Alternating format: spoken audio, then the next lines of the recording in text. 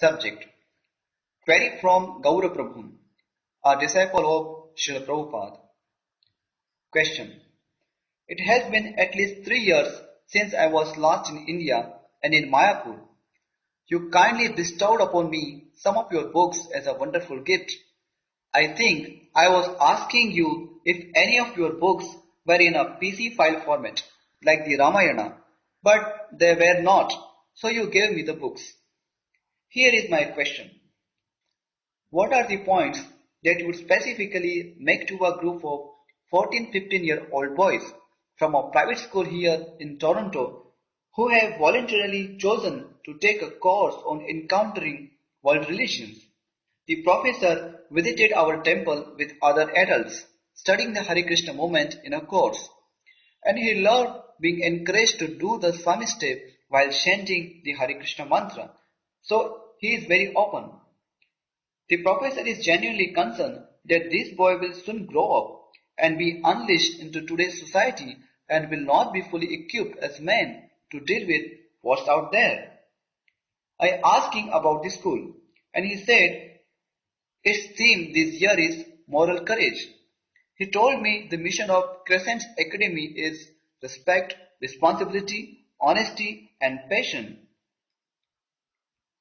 One thing I was thinking of doing is discussing in brief about the traditional Gurukula, as Brahmachari life is described in the 7th canto, how spiritual values used to be at the core of an education, but how this has been lost due to rampant materialism, and this is why the world is in so much chaos today.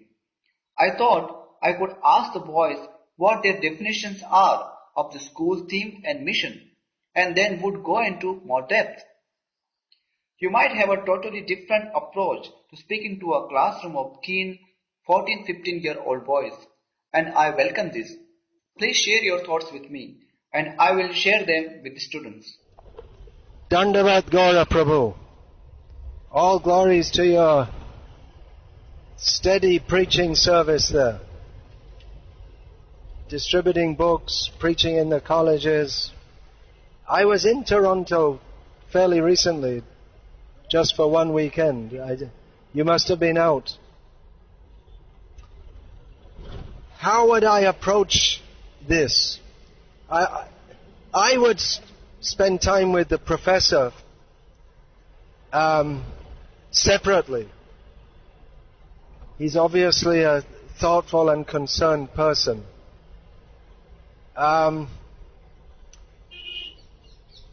Exactly how much you can say in a college or school atmosphere without being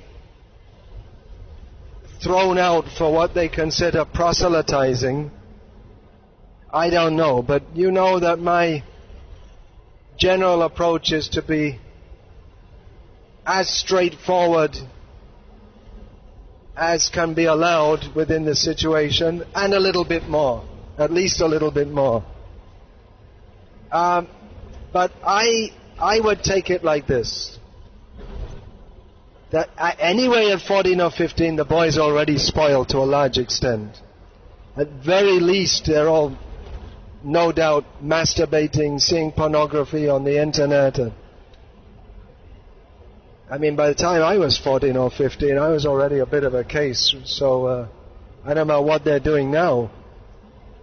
But I would present it that you see this as a religion. This is a spiritual science which can be applied in any circumstance. And the spiritual science of Bhagavad Gita states that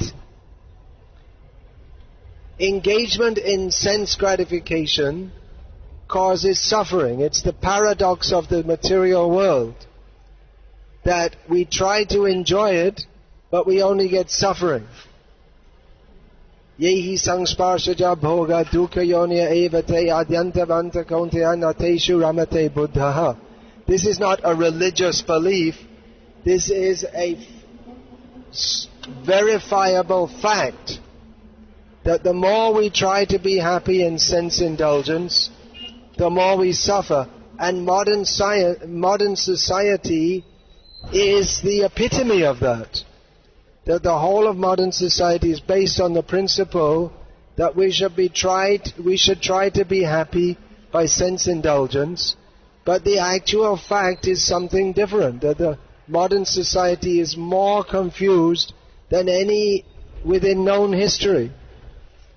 So the reason for that is that it's completely on a wrong basis. Although we think that modern society is most advanced, from the perspective of spiritual culture, it's the most backward society in history, because they promote sense indulgence, which causes misery and confusion, and it completely covers the real purpose of human life, which is inquiry into the nature of reality.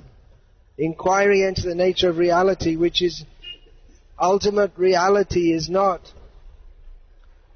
material, it's spiritual.